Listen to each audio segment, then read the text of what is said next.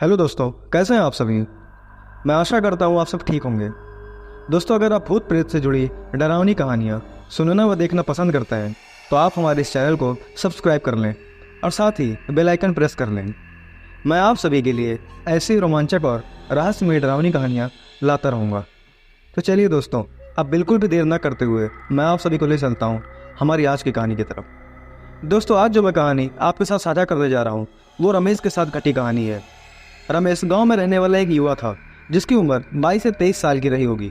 और दोस्तों, आपको तो पता ही होगा कि गांव में इस उम्र में लोग बच्चों को विवाह के बंधन में बांध देते हैं। तो रमेश की भी शादी हुए लगभग 4 से 5 साल हो गए थे और 1.5-2 साल पहले ही उसका गौना हुआ था। दोस्तों, उस समय रमेश घर पर ही रहता था और अपनी एमए की पढ़ाई पूरी कर रहा था। यह घटना जब घटी उस समय रमेश एक 20-25 दिन की सुंदर बच्ची का पिता बन चुका था। एक बात मैं आप लोगों को बता दूं कि रमेश की बीवी बहुत ही निडर स्वभाव की महिला थी।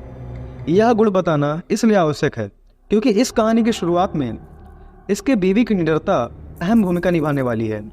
दोस्तों, एक दिन की बात है कि रमेश की बीवी ने अपनी निडरता का परिचय दिया और अपनी नन्ही बच्ची और रमेश को बिस्तर पर सोता हुआ छोड़ 4 बजे सुबह उठ गई।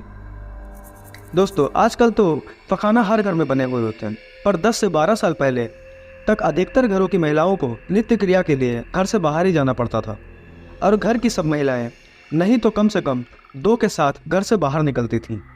ये महिलाएं सभी लोगों के जगने से पहले ही खेतों की ओर चली जाती थी।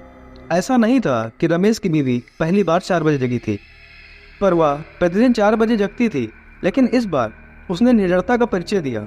और ये इसलिए कह रहा हूँ क्योंकि उस दिन वह अकेले ही 4 बजे उठी। उसने किसी भी महिला सदस्य को जगाया नहीं और घर से बाहर निकल पड़ी। दोस्तों, दरअसल गांव में लड़कोरी महिला मतलब कि जिसका बच्चा अभी 6 महीनों तक का ना हुआ हो, उसके बारे में यह बोलते हैं कि ऐसी महिला पर भूत प्रेत की छाया जल्दी पड़ जाती है या भूत प्रेत ऐसी महिला को जल्दी चपेट में ले लेते हैं। इसीलिए ये अलवांती महिलाएं जिस घर में रहती हैं वहाँ आग जलाकर रखते हैं या कुछ लोग इनके तकिया के नीचे चाकू आदि रखते हैं। खैर, रमेश की बीवी ने अपनी निडरता दिखाई और वह निडरता उस पर भारी पड़ी। वह अकेले घर से काफ़ी दूर खेतों की ओर निकल पड़ी।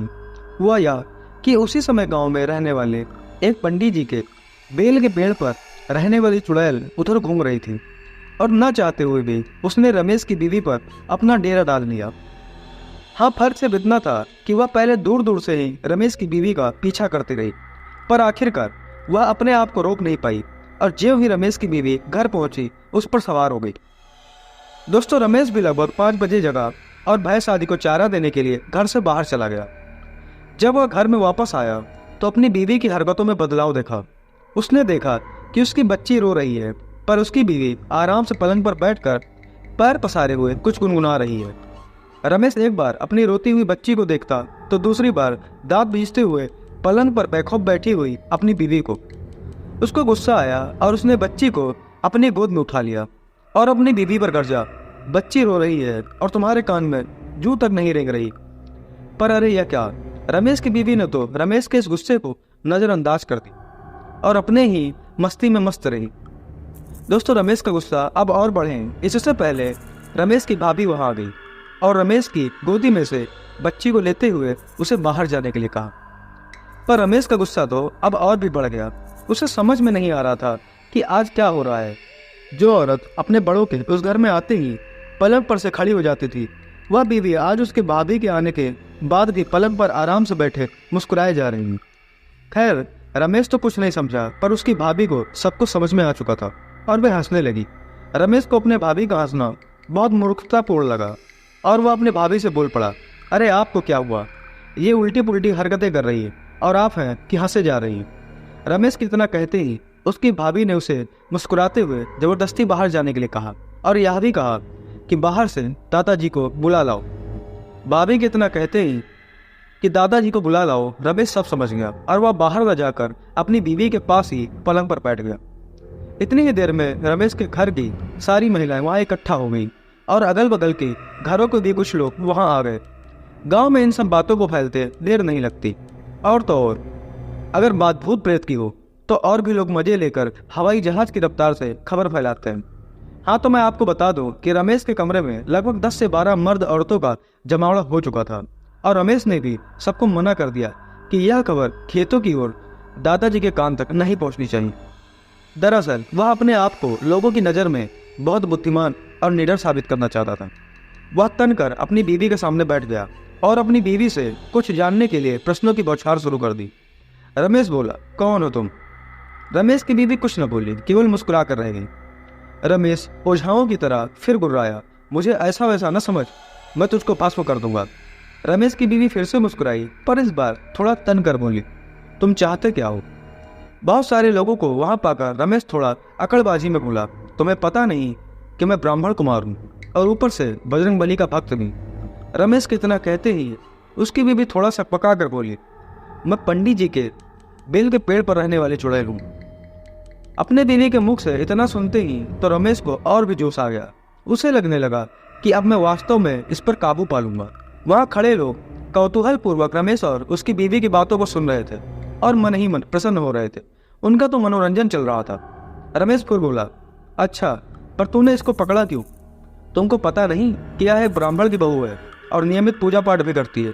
रमेश की चुड़ैल से पीड़ित बीवी बोली, मैंने इसको जानबूझकर नहीं पकड़ा, इसको पकड़ना तो मेरी मजबूरी हो गई थी। यह इस हालत में अकेले बाहर गई ही क्यों? खैर, अब मैं जा रही हूँ, मैं खुद ही अब अधिक देर यहाँ नहीं रुक सकती। रमेश अपने बीवी की इन बातों को सुनकर बोला, क्यों, क्या हुआ? डर गई न मुझसे? रमेश कितना कहते फिर उसकी बीवी मुस्कुराई और बोली, तुमसे क्या डर? मैं तो उससे डर रही हूँ जो इस घर पर लटक रहा है और मुझे जला रहा है। अब उसका ताप मुझसे सहन नहीं हो रहा। दरअसल बात यह थी कि रमेश के घर के ठीक पीछे दोस्तों एक पीपल का पेड़ था और गांव वाले उस पेड़ को बासदेव बाबा कहते थे। लोगों का विश्वास था कि इस पेड़ पर कोई अच्छी आत्मा रहती है और वह सबकी सहायता करती है। कभी कभी तो लोग उस पीपल के नीचे भोग प्रसाद आदि भी चढ़ाते थे। और हाँ, इस पीपल की एक डाली रमेश के घर के उसी कमरे में लटकती रहती थी जिसमें रमेश की बीवी रहती थी। चुड़ैल की बात सुनकर रमेश हंसा और बोला, जा मत, यहीं रह जा। जैसे हमारी एक बीवी है वैसे ही तुम एक और। रमेश के इतना कहते ही वह चुड़ैल हंसी और बोली, यह संभव नहीं है, पर तुम मुझसे शादी क्यों करना चाहते हो? रमेश बोला, अरे भाई, गरीब ब्राह्मण हूँ, कुछ कमाता धमाता तो हूँ नहीं, तू रहेगी जो थोड़ा धन दौलत लाती रहेगी। रमेश के इतना कहते हैं वह चुड़ैल बोली, तू बहुत चालू है, और हाँ, यह भी सही है कि हमारे पास बहुत सारा धन है और उस पर हमारे लोगों का पहरा रहता है। अगर कोई इंसान वह धन लेना चाहे तो हम लोग उसकी जान ले लेते हैं। हाँ, और एक बात, वह धन तुम जैसे जीवित प्राणियों के लिए नहीं है। रमेश अब थोड़ा शांत और शालीन स्वभाव में बोला, अच्छा ठीक है, तुम जरा कृपा करके एक बात बताओ, ये भूत प्रेत क्या होते हैं? क्या तुमने कभी भगवान को देखा है? आखिर तुम कौन हो, या पहले तुम भी इंसान ही थी?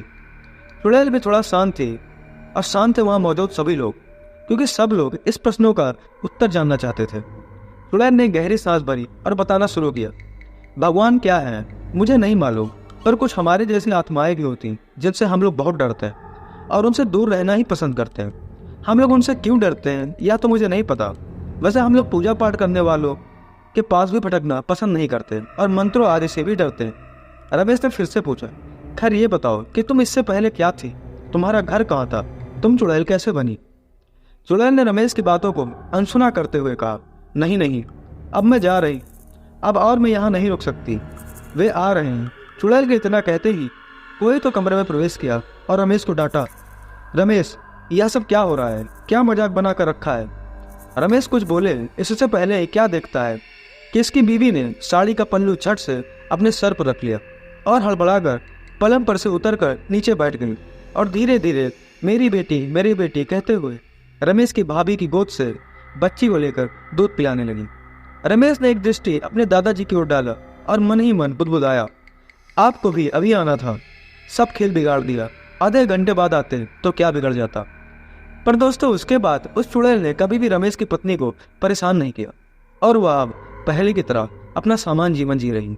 तो दोस्तों, ये थी हमारी आज की कहानी। आपको यह कहानी कैसी लगी हमें कमेंट करके जरूर बताइएगा। और साथ ही साथ अगर आप अपने साथ घटित कोई भी डरावनी या रहस्यमय घटना साझा करना चाहते हैं तो आप मुझे इंस्टाग्राम, फेसबुक व व्हाट्सएप पर लिख सकते हैं, जिनके लिंक्स आपको डिस्क्रिप्शन में मिल जाएंगे। तो चलिए दोस्तों, मिलते हैं कुछ और रोचक, दिल दहला देने वाली और खौफनाक कहानियों के साथ। तब तक के लिए टेक केयर।